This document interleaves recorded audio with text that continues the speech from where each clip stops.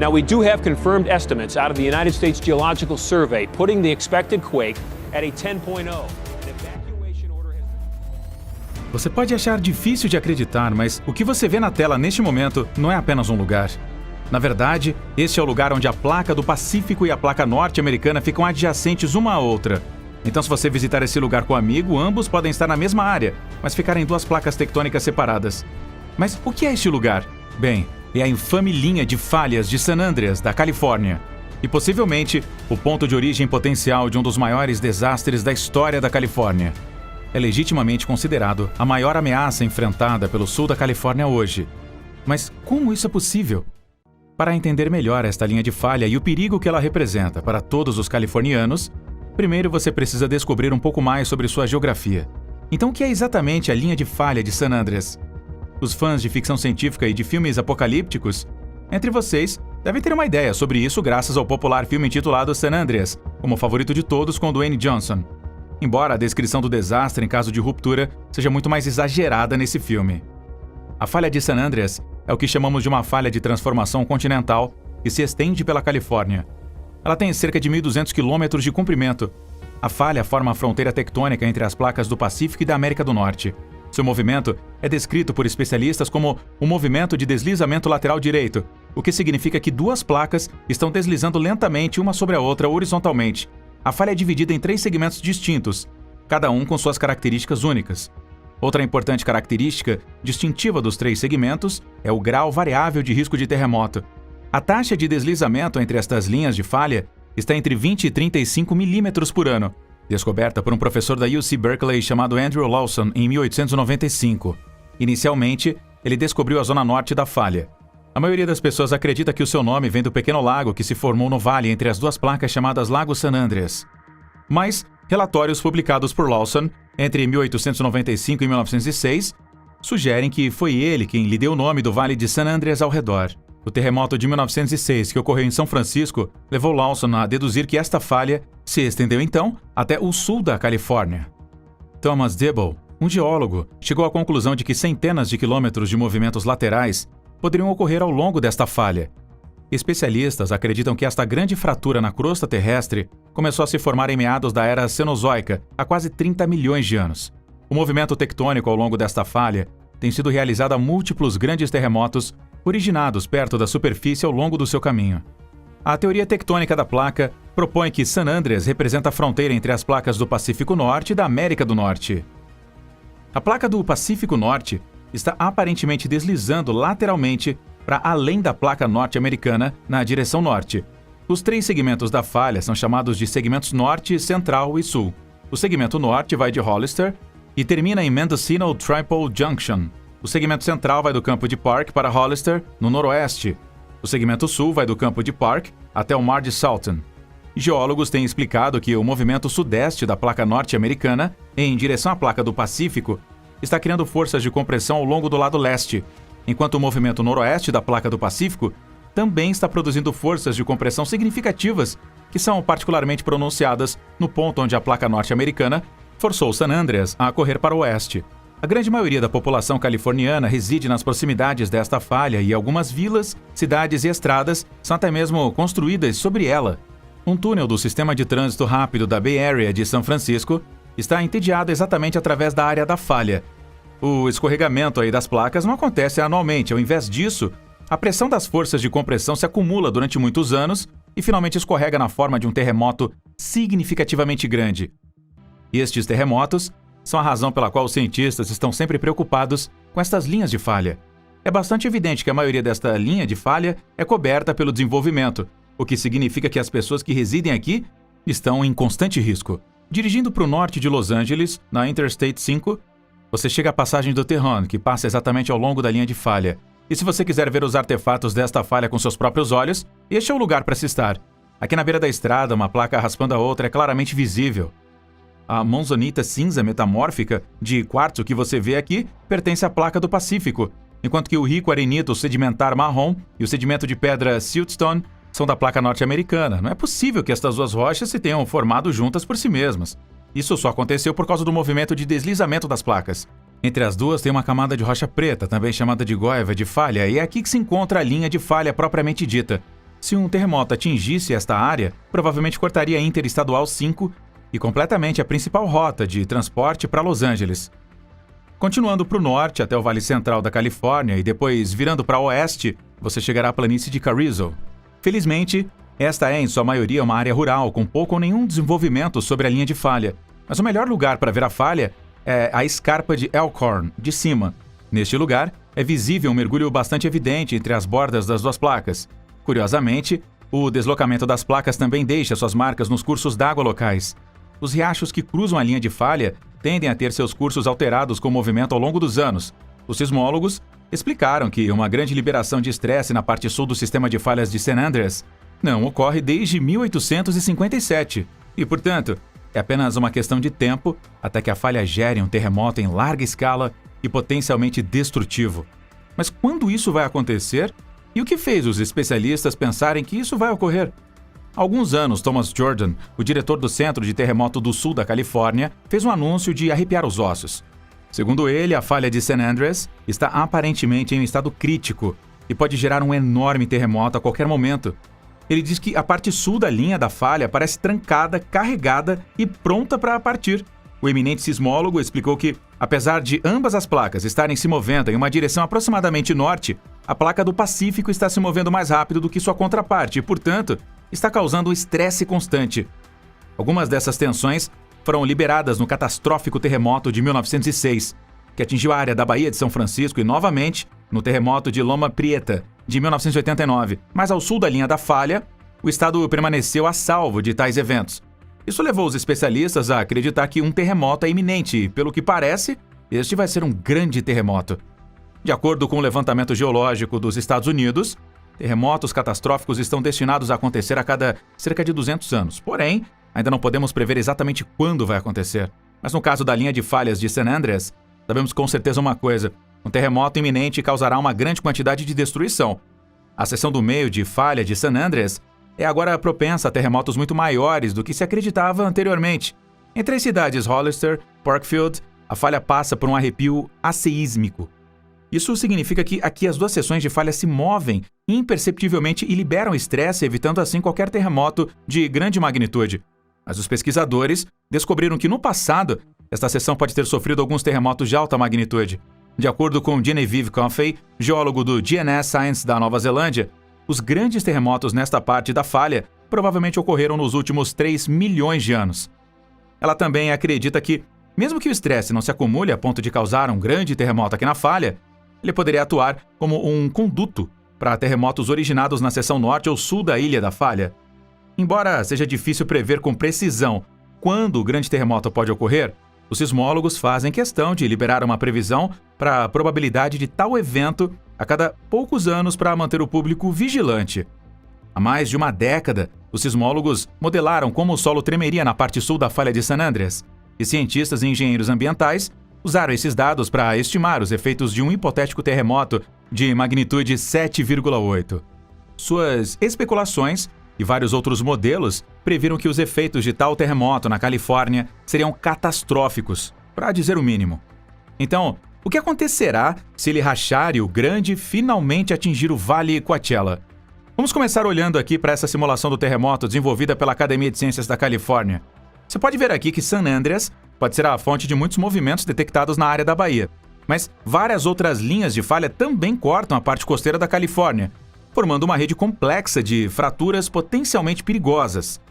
A falha de Hayward corre quase paralela à linha de falha de San Andreas e é responsável por uma boa quantidade de movimento entre as duas placas. Hayward mal se deslocou desde o seu terremoto de 1869. Essa simulação mostrará o que pode acontecer no caso de apenas 50 milhas de qualquer falha que atravessar a Califórnia se romper.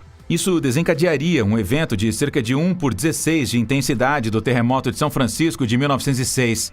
O movimento do solo que ele pode causar irá variar dependendo da proximidade das montanhas, do tipo de solo e de outros fatores. Usando esses fatores, os cientistas calculam a intensidade do tremor de terra.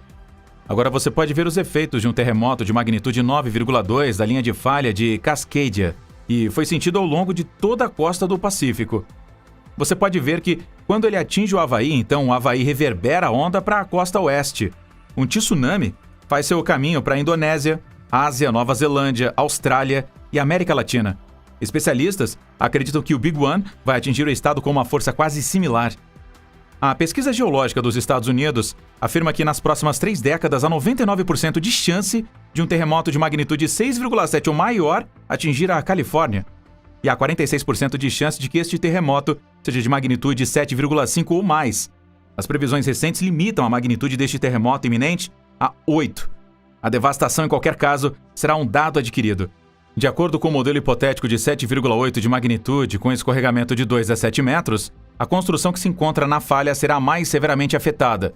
Entretanto, graças à lei de zoneamento de falhas do terremoto de Aukist-Priolo, as construções nesta zona são poucas ou muito distantes. Mas além da construção, este terremoto afetará cerca de 90 cabos de fibra ótica, 966 estradas, 39 tubulações de gás e 141 linhas de energia que cruzam esta zona. Os danos aos edifícios custarão cerca de 33 bilhões de dólares, com os edifícios mais modernos sofrendo menos danos do que os edifícios mais antigos. Especialistas também esperam incêndios violentos, como os que aconteceram após o terremoto de Northridge. Na verdade, o dano estimado que estes incêndios causarão será provavelmente maior do que o causado pelo tremor de terra inicial. Especialistas acreditam que o número total de mortes será entre 1.800 a 2.000. Centenas de incêndios começarão, as estradas serão bloqueadas, o sistema de água será severamente danificado e o pessoal de emergência enfrentará dificuldades para apagar todos os incêndios. As linhas que trazem água, gás e eletricidade para Los Angeles serão cortadas e não serão consertadas por meses. Os edifícios modernos sobreviverão ao terremoto, mas ficarão inutilizados. Os tremores secundários continuarão abalando o vale nos próximos dias e podem levar a mais destruição. Lucy Jones, uma sismóloga da USGS, acha que isso é um pouco uma subestimação. Segundo ela, os danos causados pelo fogo após o terremoto são surpreendentes, mas poderiam ser muito piores no caso dos ventos de Santa Ana estarem soprando quando o terremoto atingir o vale. Estes são ventos sazonais que sopram ar seco empoeirado do interior para a costa e aumentam gravemente o risco de incêndios florestais. As reservas de água de Los Angeles não durariam mais de 6 meses e resultariam em uma seca severa. Os danos totais podem chegar a 200 bilhões de dólares. Cerca de 50 mil pessoas ficarão feridas e 2.000 morrerão. Lucy diz que não se trata tanto de morrer no terremoto. É mais sobre ser miserável depois do terremoto e as pessoas podem simplesmente desistir do sul da Califórnia. Tudo em que a população depende seria danificado e levará mais de 1 ano para consertar tudo isso. Na ausência de uma infraestrutura funcional, a economia provavelmente entrará em colapso e as pessoas simplesmente abandonarão esta parte do estado, incluindo Los Angeles. Resumindo, quando o grande ataque atingir o sul da Califórnia, será maciçamente afetado e os danos serão significativos. Entretanto, os californianos não são estranhos à devastação causada pelo tremor do solo. Então, talvez as consequências não sejam tão drásticas quanto Lucy Jones especulou. Muitos especialistas da Pacific Northwest Seismic Network também especulam que tais terremotos podem causar abalos secundários que podem desencadear tsunamis. Estes tsunamis enviarão enormes ondas de água que cairão sobre a terra e eventualmente levarão a inundações. Na verdade, um fenômeno chamado Seiche pode causar corpos de água menores, como piscinas, para lançar poderosas ondas de água. Quando dizemos que a infraestrutura sofrerá danos insondáveis, não nos referimos apenas a edifícios. As pontes podem acabar empenadas, os trilhos dos trens vão torcer e atrasar a ajuda de fora, e as rodovias não permanecerão utilizáveis. O transporte público sofrerá danos imensos e provavelmente haverá pouco ou nenhum transporte nas semanas após o evento. Os socorristas, caminhões de bombeiros e ambulâncias também enfrentarão atrasos significativos, entre outros obstáculos. O terremoto de Tijuana, de 1857, rompeu quase 350 quilômetros no sul e no centro da Califórnia. Embora seja chamado de terremoto Fort Tijuana, seu epicentro foi localizado ao longo do sul de Parkfield. A magnitude deste terremoto foi registrada em 7,8, e o resultado na morte de 2 pessoas. Em 1906, a Califórnia não teve tanta sorte. Um terremoto de magnitude 7,8 rompeu quase 340 quilômetros no norte da Califórnia. O epicentro deste foi perto de São Francisco, e os danos que causou foram monumentais.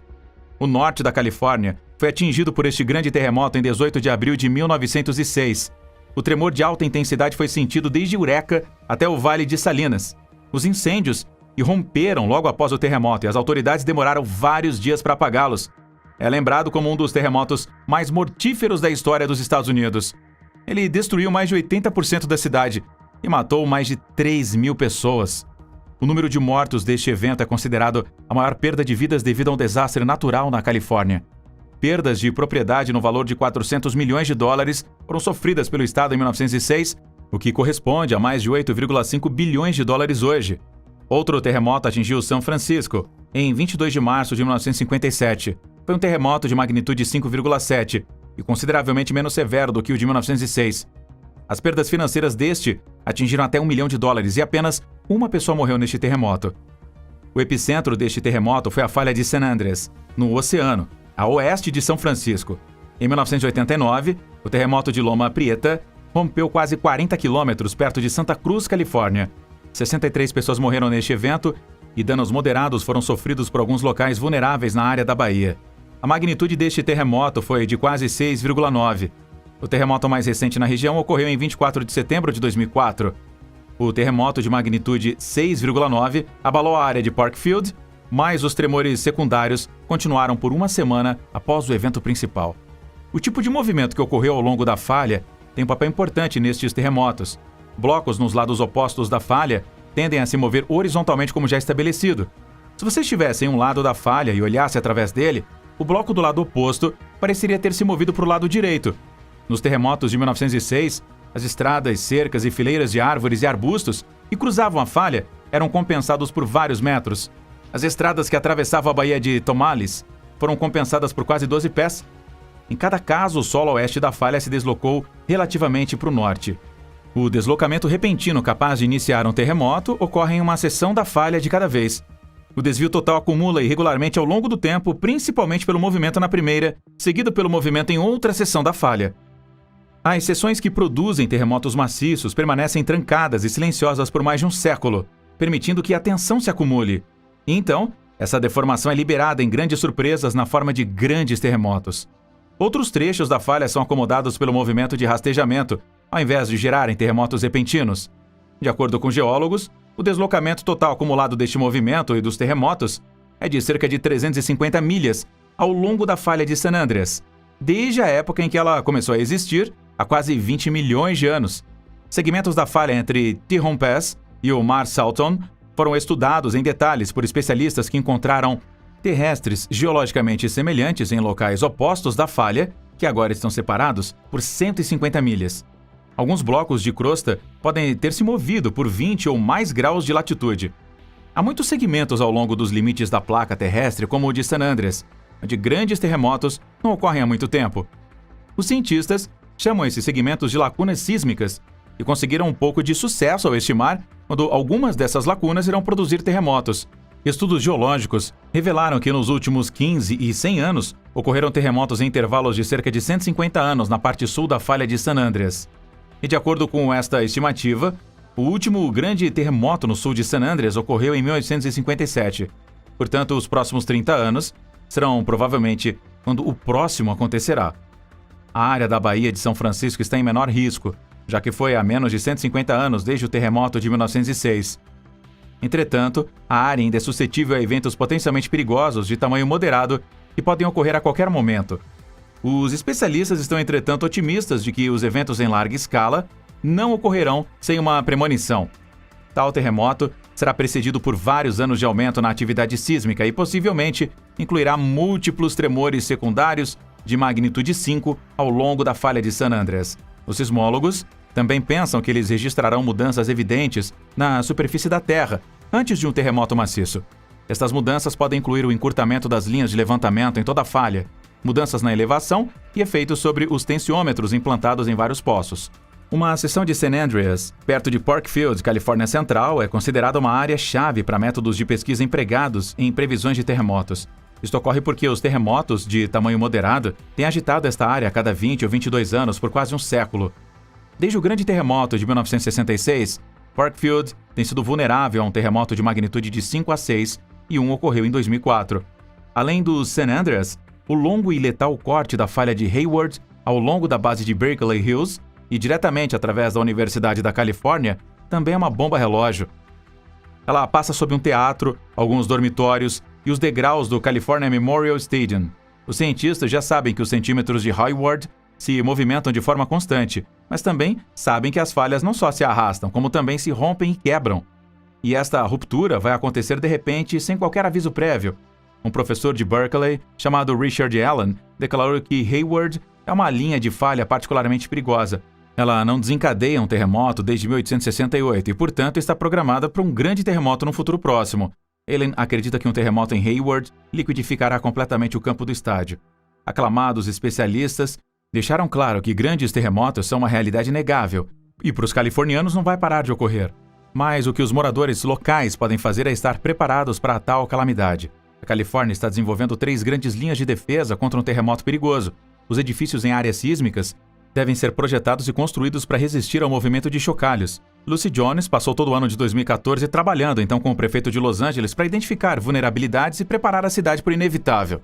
Os códigos de construção de estruturas mais antigas podem ser mudados para exigir uma reforma para que elas resistissem ao tremor. Em algumas cidades, programas para fortalecer ou demolir edifícios propensos ao colapso estão em andamento. A segunda linha de defesa envolve o uso seletivo de terremoto para minimizar os efeitos perigosos. Sistemas de energia, comunicação e internet devem ser reforçados e deve haver sistemas de backup para garantir que a comunicação não seja totalmente cortada em caso de um terremoto. Não é tão fácil quanto parece. Tais planos requerem bilhões de dólares em financiamento e várias décadas para serem implementados. Há muitos obstáculos no caminho para melhorar a capacidade das áreas povoadas de sobreviver a um terremoto catastrófico. Os proprietários podem ajudar a si mesmos e fazer esforços em nível individual. Eles podem reequipar as suas propriedades para melhor se aguentar em caso de um terremoto severo. Extintores de incêndio devem ser instalados em todos os lugares possíveis, inclusive em casas e carros, e também devem ser incluídos nos kits de terremoto. Apagar pequenas chamas antes que elas cresçam e se espalhem pode salvar muitas vidas, propriedades e dinheiro. Escolas, empresas e bairros residenciais podem realizar exercícios de agitação para praticar o que eles terão que fazer quando um terremoto ocorrer. Também é importante não prestar atenção aos mitos do terremoto e viver com medo constante. Relatórios geológicos têm confirmado que, quando o grande tremor chegar, a Califórnia não vai se separar dos Estados Unidos e definitivamente não vai deslizar no mar. A versão super sensacionalista do Doomsday na ficção popular é, em sua maioria, um exagero. Ficar seguro durante um terremoto é algo que todo indivíduo terá que fazer por conta própria. Enquanto o chão está tremendo, é melhor permanecer preparado e se aproximar do chão rastejando sob uma mesa ou outros móveis se você estiver dentro. Se você se mover durante um terremoto maciço, há uma boa chance de você ser cortado por estilhaços de vidro ou ser atingido por objetos em movimento. O chão tremendo pode desequilibrar você, fazendo-o cair, e você pode sofrer ferimentos como resultado. A queda de fios elétricos e outros detritos pode atingir carros e pessoas e, no caso de um terremoto de alta magnitude, as equipes de emergência demorarão mais tempo para alcançar aqueles que precisam de ajuda. As pessoas precisam localizar espaços seguros em suas casas e, quando o terremoto cair, cobrir e segurar cada membro da casa. Também é importante estocar água e lanches e garantir que haja alguns disponíveis em cada quarto, também será útil. Um terremoto violento pode romper a superfície da terra, provocar deslizamentos de terra e até mesmo liquefazer o solo saturado de água, de forma que as pessoas também devem estar preparadas para evacuar a qualquer momento. Os especialistas não podem apontar quando o grande tremor vai acontecer e se ele será tão grande quanto eles estão especulando que será. Mas como a Califórnia já experimentou a sua parte de terremotos no passado, é lógico que os habitantes locais darão todos os passos necessários para minimizar os danos que podem potencialmente causar. Mas e aí, quanto tempo a Califórnia tem, na sua opinião, antes que a linha de falha de San Andreas se rompa e provoque um terremoto letal? Vai ser tão devastador quanto os especialistas pensam? Ou eles estão superestimando isso? Conte pra gente nos comentários abaixo.